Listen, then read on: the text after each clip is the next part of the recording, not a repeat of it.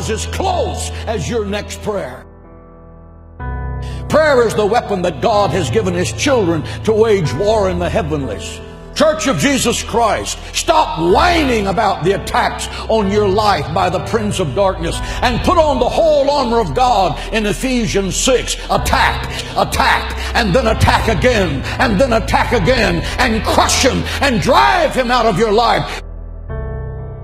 If it seems to be hopeless, pray, because God answers prayer. Moses prayed, and the sun was arrested in its courses by the hand of God as Joshua crushed the enemies of Israel. Elijah prayed, and forked tongues of fire laced across the heavens and consumed the sacrifice soaked with 12 barrels of water. Hezekiah prayed, and I'm talking about Old Testament prayer right now. Hezekiah prayed, and 185,000 Assyrians that surrounded Jerusalem, promising to slaughter every Jew in the sacred city. The next morning, Hezekiah rolled out the letter that General Sennacherib had sent to him, mocking his God and mocking the people of Israel. He pulled out his secret weapon, prayer. He laid that letter before the Lord and said, God, your honor is at stake. Let God arise and let his enemies be scattered. Your word said, he that keepeth Israel neither slumbers nor sleep. And that night, the death angel from heaven came and swept through the camp of the Assyrians. He smote the sentry standing at his post. He smote the infantry slumbering in their tents. He smote the generals as they made their battle plans to destroy the sacred city.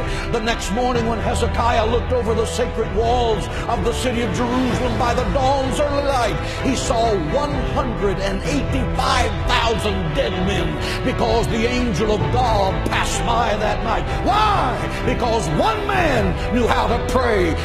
He stopped an army and turned the destiny of a nation around, and you can too. Because Satan is a defeated foe. Christ has given you the keys of death, hell, and the grave. You are a child of God, and the royal blood of heaven is flowing in your veins. You are destined to be more than a conqueror through Christ. Think like it, act like it, and talk like it every day of your life. And believe that God can do the impossible. Jesus said, my house shall be called a house of prayer. If you want power with God, learn to pray. If you don't know how to pray, you will never be successful. I have preached the gospel of Jesus Christ for 44 years. I have preached in football stadiums packed with 75 to 80,000 people. I have preached in the beautiful cathedrals of Rome.